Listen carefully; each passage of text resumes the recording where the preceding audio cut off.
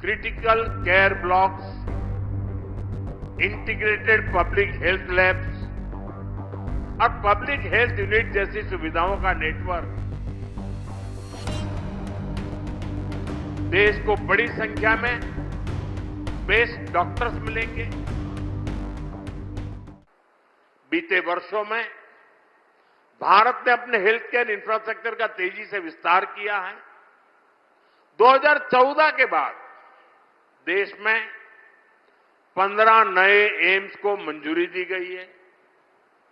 आज देश के अलग अलग हिस्सों में नए एम्स काम कर रहे हैं। देश भर में सैकड़ों नए मेडिकल कॉलेजों की स्थापना की गई है। कैंसर जैसी गंभीर बीमारियों के इलाज के लिए स्पेशलिटी हॉस्पिटल्स की संख्या भी बढ़ी है। यहां चंडीगढ़ में भी होमी भाभा कैंसर हॉस्पिटल बना है, यहां से थोड़ा दूरी पर। 2022 में मुझे इसके लोकार्पण का अवसर मिला था। आज हॉस्पिटल हजारों मरीजों की सेवा कर रहा है। साथियों, गांव-गांव में प्राइमरी हेल्थ केयर सुविधाओं के विकास पर भी ध्यान दिया जा रहा है। हर स्तर पर हेल्थ सिस्टम मजबूत हो, इसके लिए Ayushman Bharat health infrastructure mission शुरू किया गया है। इसके तहत देश भर में critical care blocks, integrated public health labs और पब्लिक हेल्थ यूनिट जैसी सुविधाओं का नेटवर्क तैयार हुआ है।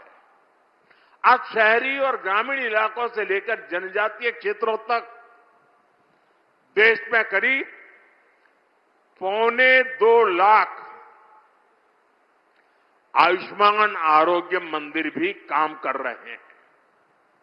आरोग्य मंदिरों में प्राइमरी इलाज की सुविधाएं तो है ही, साथ ही 12 अलग अलग हेल्थ पैकेज सर्विस भी यहां मिल रही है।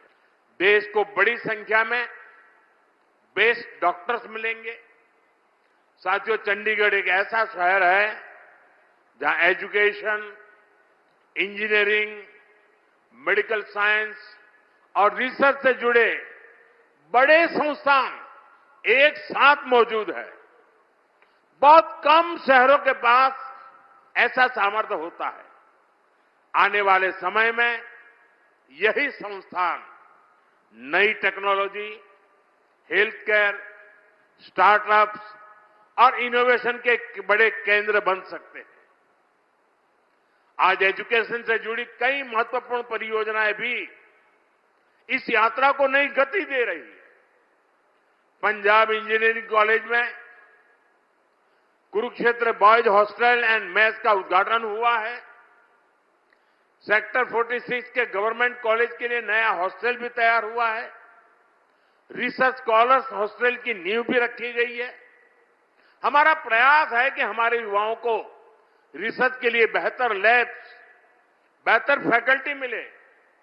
जब रिसर्च का माहौल मजबूत होगा, तब इनोवेशन भी तेज होगा। Artificial intelligence, semiconductor, advance manufacturing और डीप टेक, ऐसी सभी टेक्नोलॉजी में हमें भारत को आगे लेकर जाना है।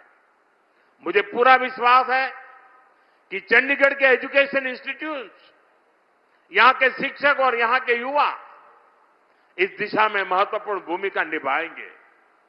साथियों, इंफ्रास्ट्रक्चर का विकास किसी भी देश की आर्थिक प्रगति का रोडमैप होता है।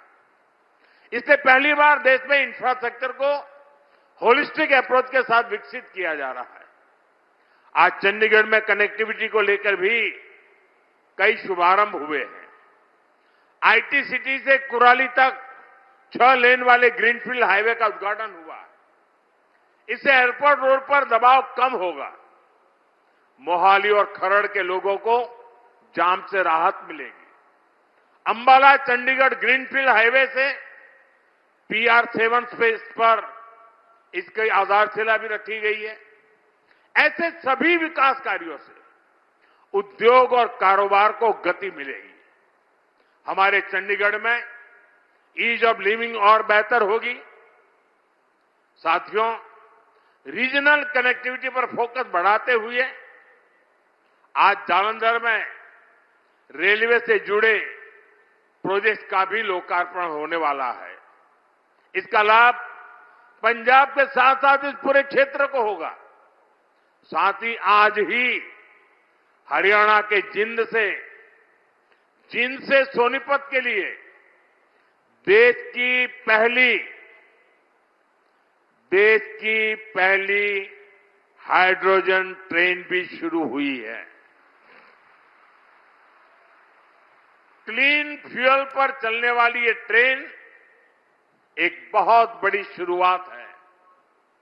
मैं इसके लिए भी आप सभी को और देशवासियों को बधाई देता हूं। साथियों, विकसित भारत की यात्रा में हमें फ्यूचर की टेक्नोलॉजी पर, फ्यूचर के ट्रांसपोर्टेशन पर और फ्यूचर की हेल्थ सर्विसेज के पर इसी आधुनिक सोच के साथ आगे बढ़ना है। हमें ऐसे फैसले लेने हैं जिनका लाभ वर्तमान पीढ़ी को तो मिले ही मिले, आने वाली पीढ़ियों को भी मिलता रहे। हमें ऐसे संस्थान बनाने हैं जो समय के साथ और मजबूत हो जाएं। बीजेपी एनडीए सरकार इसी दिशा में तेजी से आगे बढ़ रही है। मैं चंडीगढ़, पंजाब, हरियाणा, हिमाचल और इस पूरे क्षेत्र के लोगों को इन नई परियोजनाओं के लिए फिर से बहुत बहुत बधाई देता हूं।